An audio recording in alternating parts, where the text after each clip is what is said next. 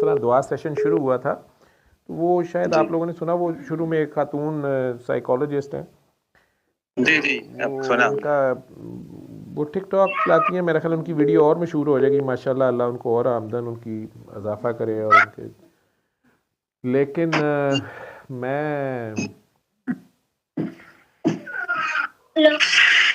बात इस पे आज ख़त्म कर देता हूँ कि दुनिया में अल्लाह ताला ने ज़मीन पे जो सबसे खौफनाक मखलूक है ना, वो इंसान है, सबसे ख़तरनाक। और ख़्याल की ताकत का अब इनको यहूदियों को पता चल गया है।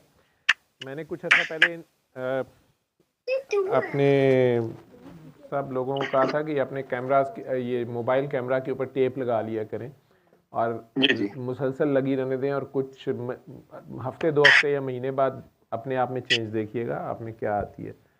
लेकिन खैर वो चेंज का मैंने कभी किसी से पूछा नहीं, कुछ लोगों ने बड़ा रिलीजियसली लगा ही रखा, बल्कि एक दोस्त है मेरा बड़ा अच्छा स्पेशलिस्ट कंसल्टेंट है, तो आईसीयू करता रहा। अब वो वापस सऊदीया चला गया, वो इतना बीबा है, मुझे वहाँ से जाके उसने मुझे कहा कि सर यहाँ पे फ़लाँ फ़लाँ काम करना, फिलहाल मैं अकेला हूँ, फैमिली नहीं है, तो मैं ये टेप उतार दूँ। मैं क्या फाइला दे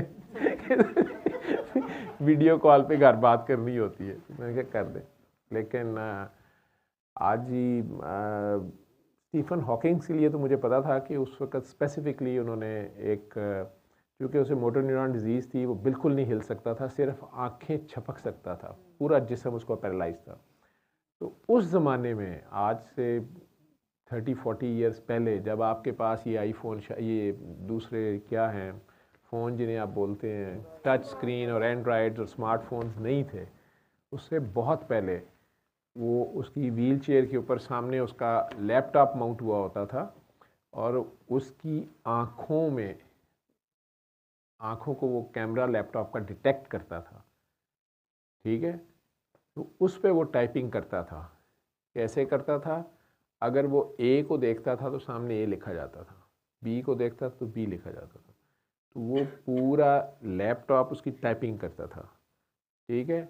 बोल वो सकता नहीं था, सिर्फ आँख, जिस मतलब आपको भी पता है कि एक लैपटॉप जो टेबल पे सामने है वो कितने साइज़ का होता है, उसका जो कीबोर्ड होगा वो उसका कितना साइज़ होगा, और वो उसके जो अल्फ़ाबेट्स हैं कितने नज़दीक नज़दीक होंगे, उसके बावजूद वो सारा वो कर लेता था।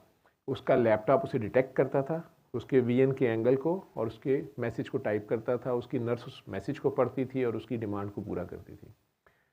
अब ये गैजेट जो है आम अवेलेबल है, ठीक है। तो आपके मोबाइल्स, आपकी आंखें स्क्रीन के किस कोने पे डफी हैं और किस कोने पे कंसंट्रेट कर गई हैं, और कहाँ पे आप एक लम्हे को रुके हैं और कहाँ से आप ढूंढ रहे हैं। एक तो सर्च हिस्ट्री है कि आपने अभी डाली लिखी, तो फिर उसके रिलेटिव उससे रेलिवेंट सारा एल्गोरिदम चलना शुरू हो गया आपके सामने।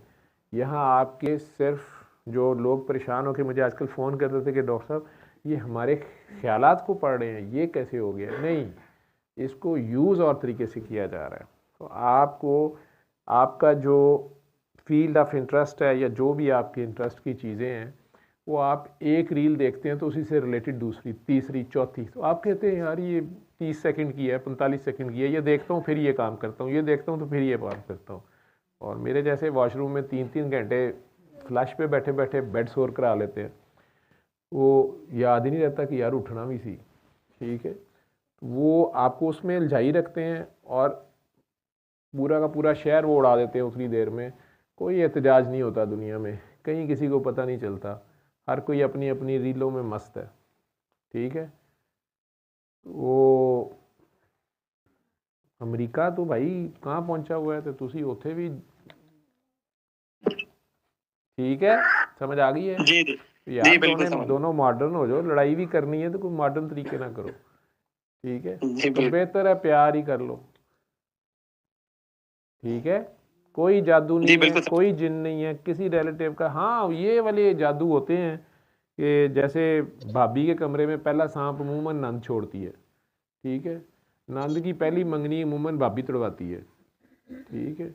हम्म। और ये सासों का और बहुओं का ये आपस में जो है डांग मारने का काम के पे चलता ही रहता है। ससुर की अमूमन बहू से बनती है, ठीक है, और सास की अमूमन बेटे से बनती है। तो वो जंगो जदल ये तो पुराने, आपको पता है कि ये तो पुराने तरीके हैं ना, तो ऐसा कोई चक्कर नहीं है, बेफिक्र रहो, ठीक है। जी बिल्कुल, जी बिल्कुल ठीक है, समझ आ गई। आपके कमरे में अचानक पंखा चल जाएगा, अचानक पानी की टूटी खुल जाती है, दरवाजे बजना शुरू हो जाते हैं, तो कुछ, और या ये अचानक कपड़े फट जाते हैं, पहने हुए भी फट जाते हैं, खून छिट्टे गिरते हैं, फिर उससे आगे ज़रा बात चलती है तो हांडी भी आ गिरती है, मैंने हांडी चढ़ाती, खोपड़ियाँ घर से निकलनी शुरू हो जाती हैं, तावीज़ निकल आते हैं, कुछ भी नहीं है यार ये, ठीक है। जादू एक आसमानी इल्म था, आसमानी इल्म का फाइनल एडिशन कुरान है। जब वो आ गया तो पिछले एडिशन सारे मतरूक हो गए। जिस तरह पाकिस्तान में 73 का आइन बना था ना, उसमें 28 या 27 तरमीमें हो गई हैं। अब वो जो तरमीम वाला है ना वो चलता है, पिछला नहीं चलता। जो 73 वाला था उसको तो भुट्टो साहब का नवासा नहीं मानता, उसमें उसने 27 तरमीमें डाल दी हैं, भुट्टो साहब से भी सियाना है वो चलेगा ना। तो जब कुरान आ गया तो पिछले जादू मादू गए, लेकिन अगर हम कुरान को पढ़ते हैं लेकिन हमारा कल्ब साफ़ नहीं है, तज़किया नफ्स नहीं है, और अचीव हम करना चाह रहे हैं कोई और ही हाइट्स, तो ये तो वो अमानत है जो बड़े बड़े पहाड़ों ने उठाने से इनकार कर दिया था। तो हज़रत इंसान जो है वो अगर मोमिन का कल्ब हो तो इसे बर्दाश्त करता है। और आपको पता है हम 24 घंटे कहाँ मोमिन रहते हैं, अल्लाह भुल जाता है, जिन ज़्यादा नेड़े होंगे।